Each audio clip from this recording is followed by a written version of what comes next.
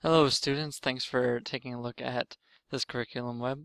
My name is Sean Hogan and I am going to guide you through this curriculum web titled Strategies for Multiplication. Let's first talk a little bit about what a curriculum web is.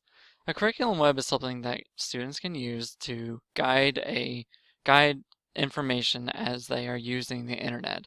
It's basically a quest that students use to discover information and then use their problem solving skills to figure out a solution to the problem.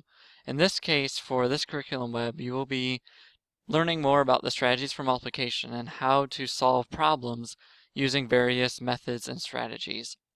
This, of course, encourages critical thinking. As critical thinking is an extension of basic knowledge, it requires more an application of the methods of multiplication in real-life scenarios. And of course, doing this curriculum web is going to give you an opportunity to practice your communication and collaboration skills as you are allowed to communicate with others and post comments of your own.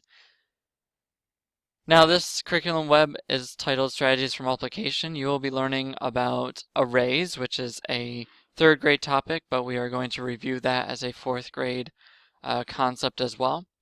You'll learn also a method called the area model, which is based on the multiplication used for area, which is length times width.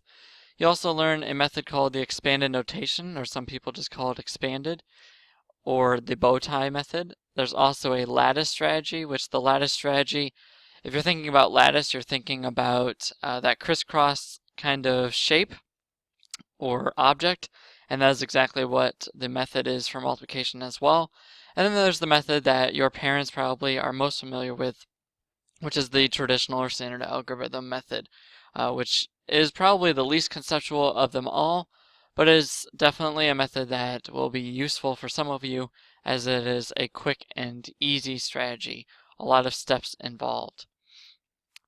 Now on this part of the curriculum web, you will be given 6 different categories that you can select. Starting with the introduction, you'll be introduced to what the curriculum web is for strategies for multiplication.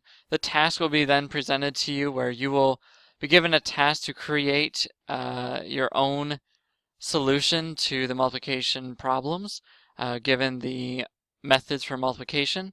And the process is going to guide you through how to use these strategies for multiplication in real life scenarios. And the evaluation, there's a rubric that goes along with that in which you will be giving solutions to multiplication scenarios and then be graded on that, as well as creating your own curriculum web if you're interested in doing the extension activities. There's also a conclusion and a contact tab just for you, which is going to give you an opportunity to reflect on the goal or the objective for this curriculum web. The goal or the objective for this curriculum web is for you to utilize at least 2 of the strategies for multiplication in real life scenarios in 4 out of 5 trials or 4 out of 5 questions. And one of the methods needs to be your primary method, and your second method needs to be a check so that you are guaranteeing that you're getting the questions correct. The contact tab is going to give you an opportunity to ask me any questions. You can email me any questions at all at hogase87@oneonta.edu. I'd be more than happy to answer any questions that you may have about the curriculum web or any of the strategies for multiplication.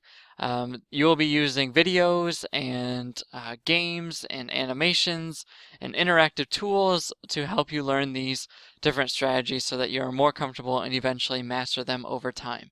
So I hope if you have any questions, you'll email me, and hopefully this video was a great introduction to the curriculum web and the strategies for multiplication.